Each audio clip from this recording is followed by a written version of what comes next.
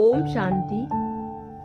आइए सुनते हैं ब्रह्मा बाबा की छोटी सी कहानी। विदेह स्थिति। ब्रह्मा बाबा ने विदेह स्थिति को कैसे प्राप्त किया, इस कहानी को जानकर हम भी ब्रह्मा बाबा के समान विदेही स्थिति को प्राप्त करने का पुरुषार्थ करेंगे। तो सुनते हैं विदेह स्थिति।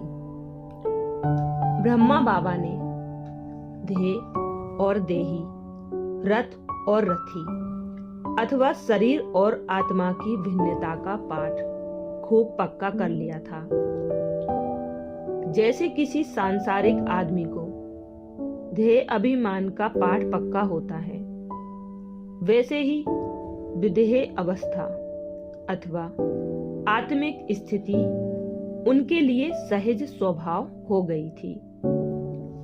प्रारंभ से उन्हें शिव बाबा ने तारों की तरह आत्माओं का परम धाम से इस धरा पर आकर साकार रूप लेने का दिव्य साक्षात्कार कराया था।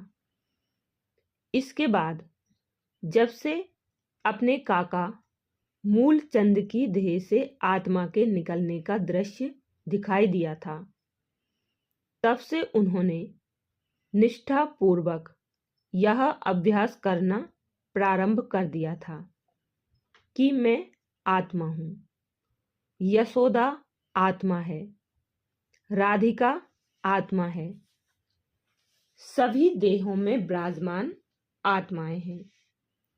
हर एक देहधारी और मित्र संबंधी को उन्होंने आत्मिक दृष्टि से देखने का अभ्यास पूरा मन लगाकर करना शुरू कर दिया था और उस अभ्यास की परिपक्वता होने तक उन्होंने कभी भी अपने इस पुरुषार्थ को ढील नहीं दी थी।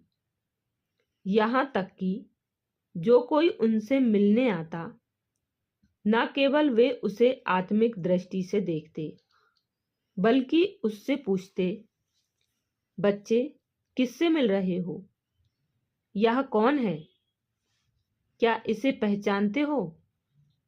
क्या आपको यह याद है कि मैं एक आत्मा हूं?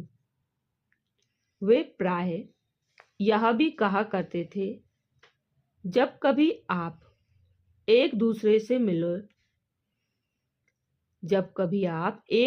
से मिलो तो अभिवादन करते समय एक दूसरे से कहो, शिव बाबा याद है? वे कहा करते, बच्चे एक दूसरे के प्रति मित्रता निभाने की यही सच्ची रीति है कि एक दूसरे को आत्मा और परमात्मा की याद दिलाओ। बच्चे एक आंख में सदा मुक्ति और दूसरी आंख में जीवन मुक्ति रखो।